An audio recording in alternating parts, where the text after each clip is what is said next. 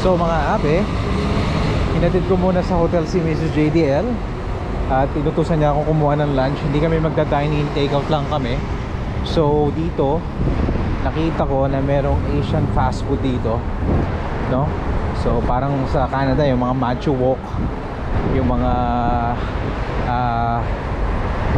Thai restaurant na ano, no, mga mabilisan lang, o Panda Express. So Asian food tayo, take out lang natin. So nakakabit sa akin yung ano ko yung GoPro, kaya ito muna tayo. Points of view tayo pare, mga abe, points of view. So nandito ako sa main road dito sa Budapest, malapit sa hotel na. Okay. So mga abe, pag nag-travel kami ni Miss JDL, lagi kami sa mga huling araw nag-Asian food na kami, kasi yun talaga yung staple namin para may lakas kami, no? Kasi syempre hindi sa yung katawan natin na kumain ng mga pagkain pa dito, kaya bumabalik tayo, pang reset lang nung palate, no? Kaya yan, Asian. Thank you, bye-bye. Bye-bye.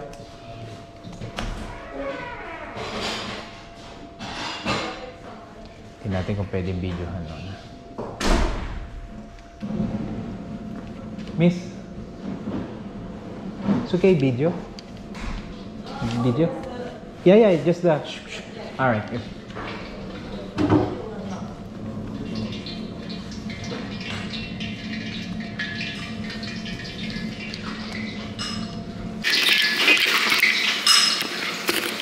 So Panda Wok, mga abe, Panda Wok. So tingnan ko kung paano niya lulutuin yan. So, kasi gusto ko nakakita ng mga nagluluto sa wok.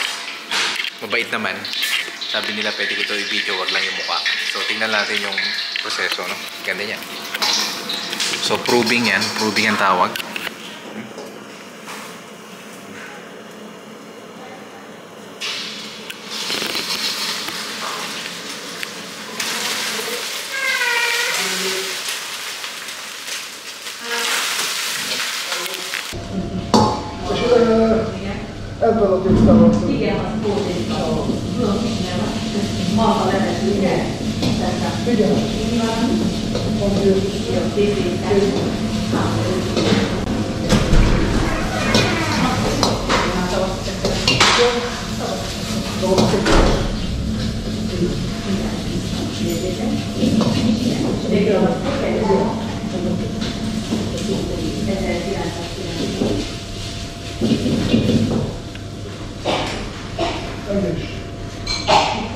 Linis ng kusina malinis.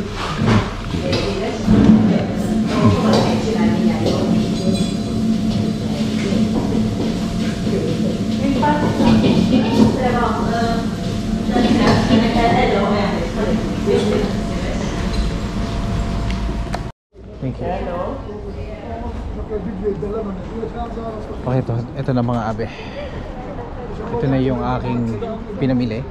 So isang pansit, isang kanin, isang fried rice, tsaka isang dim sum.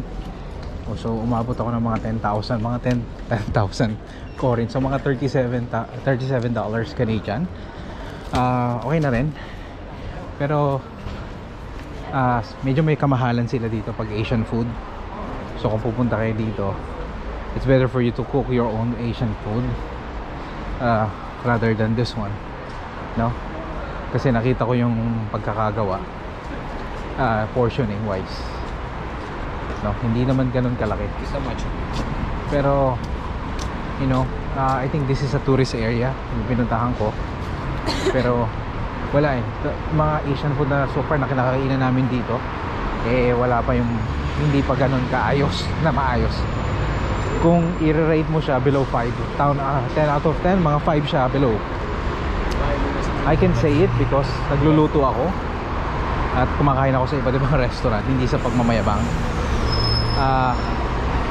Wala pang nakakapantay dun sa kinainan namin sa Spain, both Barcelona and Madrid. Yung mas sarap ang Asian restaurant doon, no? Sa ibang lugar kasi hindi kami nakakain kasi may makilala kami, but definitely dito sa mga area na ito hindi siya ganun kaganda, no? Quality wise, no? Pero kung panawid gutom, okay naman, no? Portioning and price, hindi siya ganun ka-competitive. So you rather eat, pagtsagaan mo yung mga siguro mga local food, and masisiyang ka. But ganun talaga, you're tourist, marami ka pang hindi alam sa area, and mabilisan, so you're gonna do it, no? Kung ano yung ginagawa nila, sasakyan mo na lang. Okay, anyway, tayo ka lang dito. Yun lang mga abe, dadaling ko na to kay Miss JDL. Okay, bye.